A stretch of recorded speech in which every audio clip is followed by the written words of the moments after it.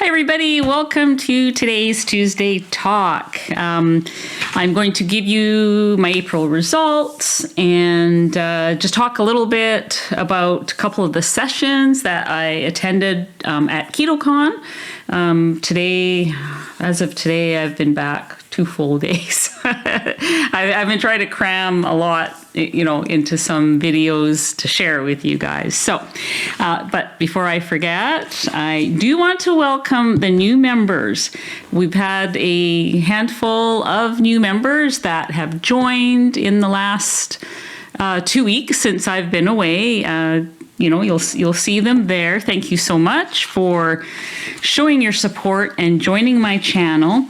There hasn't been anything much happening these last 2 weeks because I have been away on the road. And so I'd like to just remind everyone else, as well as the new ones, that sometime probably by Thursday, I'll put up a Q&A post in the private members area where you can ask me questions. Our Q&As will resume this weekend. So I will attempt to answer those questions or find out the information for you. And, so we'll get back in the swing of things as the week goes on and I get back to a more normal schedule and have a few good nights sleep. So thank you so much for joining the channel. There is a join button below for those of you who want to join us in our wonderful little private membership. I have April results. So I wasn't, sure what to expect this month with the 2 weeks of traveling, but I am down again, and it's only 1 pound on the scale, but on my special body composition scale, I am down 3.5 pounds of body fat from the first of the month to today. So I'm pretty happy with that, actually, because that's real. The scale itself is gravity and it only shows 1 pound, but there are things happening, because I am now going to a fitness class, working out a bit. Hopefully that means that the muscle is increasing, the body fat is decreasing, there's going to be some recompositioning happening. That is what matters, and that's what I'm happy about. So we'll see what happens in May, because in May I will be able to focus a little bit better on this. If you are curious about how I did as far as my eating during the 2 weeks of travel, I have done a separate video for that, which I will link below.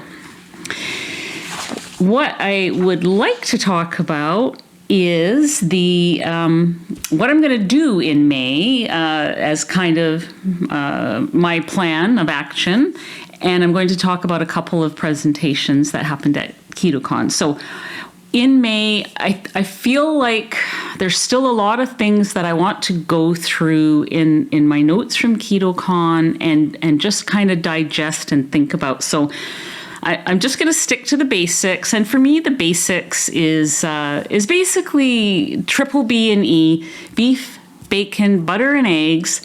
Plus, I add my little S on there. I do sardines, and at least 1 can every couple of days is kind of my minimum. I am kicking off May though. And I'm doing this to support the roommate that I had, Tatiana, at KetoCon. Her and I talked about it. She wanted to try the sardine challenge, the 3-day sardine challenge, but she felt she needed a little bit of support, and I could use kind of a kickoff, for May. I have a little bit of inflammation in my knees. I do have a knee issue. I have a torn meniscus, and it's been a problem for over 10 years. And the sardines just kind of, all that big influx of omega-6s kind of makes things feel better, and I don't feel it as much. So her and I are going to do sardines for the next 3 days. If you have not seen my sardine challenge, it's something I learned from Dr. Boz. If you don't know what it is, I go into it in great detail detail, and you can follow my 3 days. I will link that below for you. So besides sticking to the basics, I want, after the sardine challenge, I also want to get back to trying to figure out, well, where am I at? I'm not going to shoot for any certain macros. What I'm going to do is track them at the end of the day after I have already made my choices and eaten, and just see where I land when left to my own devices.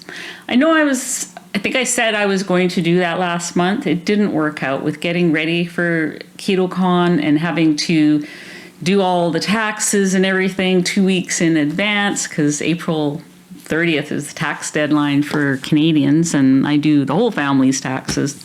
All of that just took up my April, and my April just disappeared before my eyes. So I'm going to track this month. I just want to know, where am I landing? For no other reason. I like the data. I'm also going to do a freezer challenge for myself. I want to use up all of the meat in my 2 freezers. I have a big stand-up freezer in the garage, and I've got my regular fridge freezer. Spent a lot of money traveling to KetoCon, staying in hotels, all that stuff, the gas, 2 weeks. It's more budget friendly if I can get through May with buying almost no meat, because I probably have enough meat to survive on in May. So other than buying, things like fresh eggs, fresh butter, there's a lot of meat. I've got at least 4 briskets in there. No need to buy anything. Or maybe I'd buy some bacon. That would be the only meat I need. Everything else is in there. So freezer challenge. Use it all up in May before I buy anything else. So, and I do have about 15 to 20 cans of sardines. So, doing 3 days of sardines, no problem. And I still have enough to add throughout, 1, 2, 3, or 4 cans a week in my regular rotation. So I am set. I shouldn't have to spend much money for May. So I want to talk about the presentations. I can't talk about them all in this Tuesday talk because it would take the whole weekend, because there was a lot of presentations that I saw, and all of them were so good. A couple of them that kind of impacted me, where I want to learn more, and I was affected. I was moved by them. One was the very first presentation on the very first opening day. I don't even know who they were, because we just kind of got in there and it was just starting to happen. I didn't have anything in front of me to say who they were. But it was 4 people who all are cancer survivors, as well as other chronic conditions that they've had for many years. And I think one was even given not very long, to live, and here she is years later in remission. And they healed these conditions with extremely clean ketogenic eating. And for some that looked like carnivore. For at least one, it was almost like a vegetarian keto, because she was not able to have a good source of meat where she lived at the time that she was diagnosed. And I was so moved by these 4 people. I literally was crying during this presentation because it was so moving, and I was just blown away by their stories. And I think one of the other things that I wanted to share is that for them, it was more than the food that they felt was what made the difference. Yes, food is important. It's probably 80% important.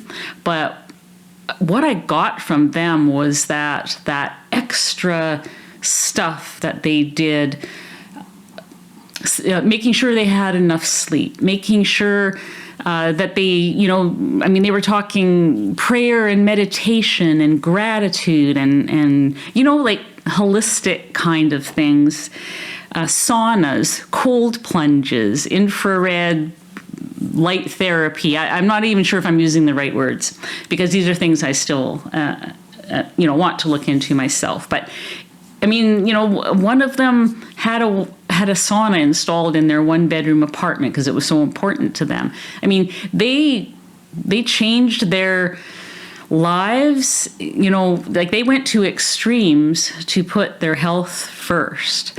And I just was so touched by that. And just to look at how healthy they were sitting there and speaking to us. And I don't know, there was something about that whole presentation that just, I was like, okay, this is it. This is what it's about. It's not just about counting macros. It's not just about, one thing. It's about many things and implementing a whole lifestyle change that leads you to health and not, just following a certain diet. I mean, that's how I took it. So that was that one. And I am going to try to find out who they are, because I still don't even know. I do know that one of them, her and her husband, are putting together a series, which I think will be on YouTube, a series of episodes about their journey and about disease prevention, chronic illness prevention using keto today. So when I find out more, I'll share more. So that was that. The other presentation that I absolutely loved was Dr. Ken Berry.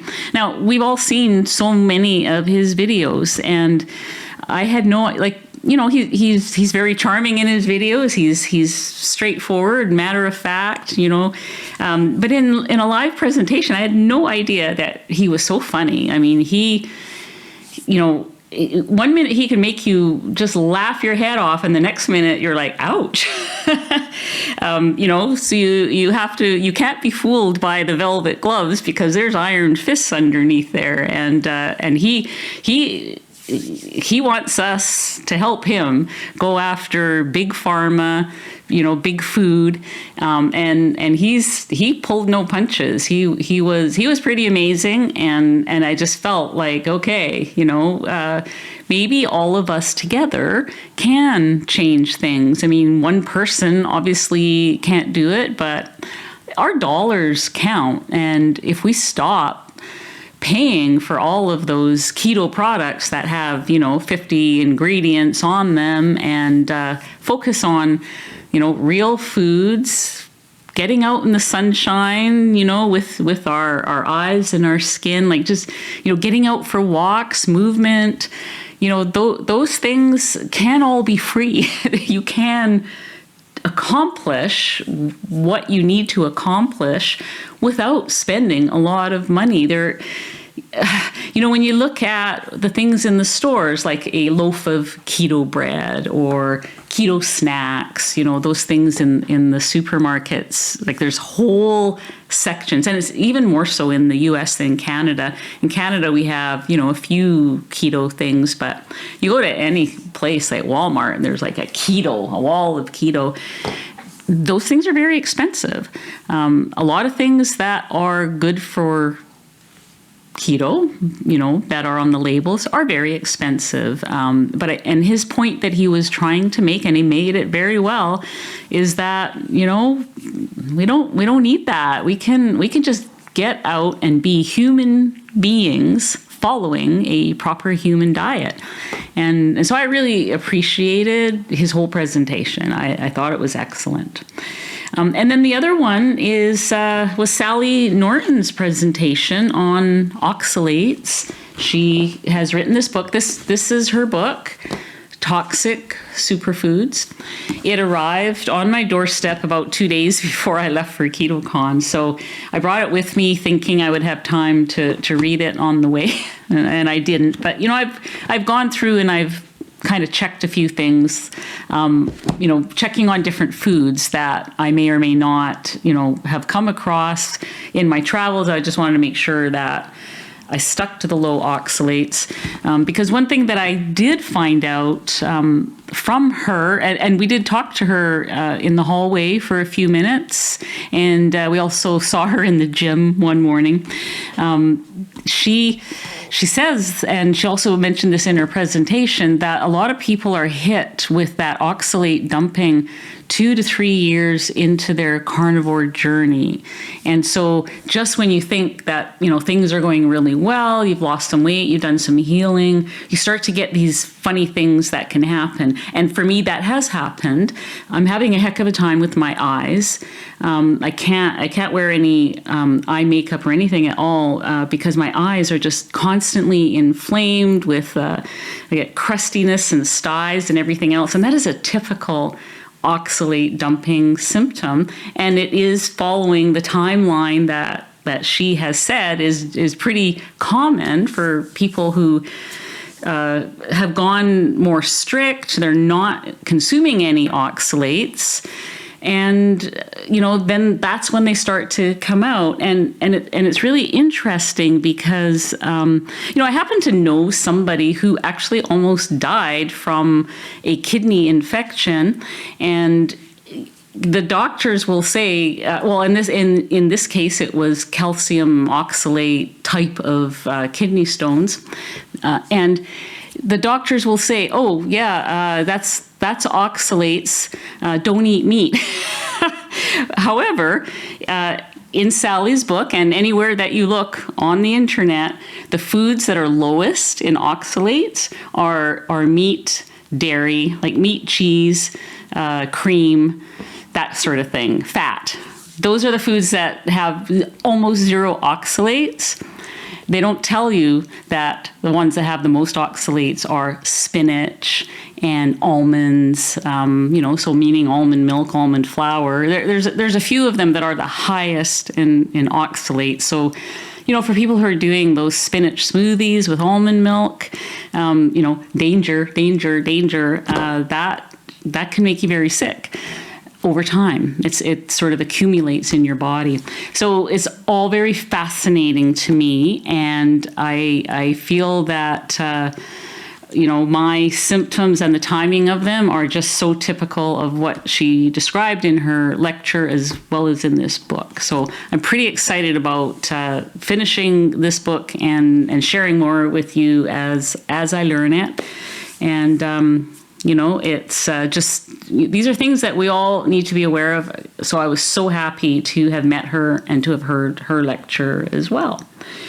So I think I'm going to end with that and just tell you how much I appreciate that you're watching this video and that you are wanting to, people are asking me for information like this and what I've been learning. I'm happy to share anything I've learned. So if you're in the membership, please watch for my post about the Q&A. And if you have, over the last 2 weeks, left me a question or a comment, because I wasn't able to get into my account all that time while I was on the road, those questions are probably buried, never to see the light of day. And I'm just really sorry if I was not able to get to them. So try again, and I'll see what I can do. It's just been so crazy. But I do thank you for all your support, and I will see you in the next video.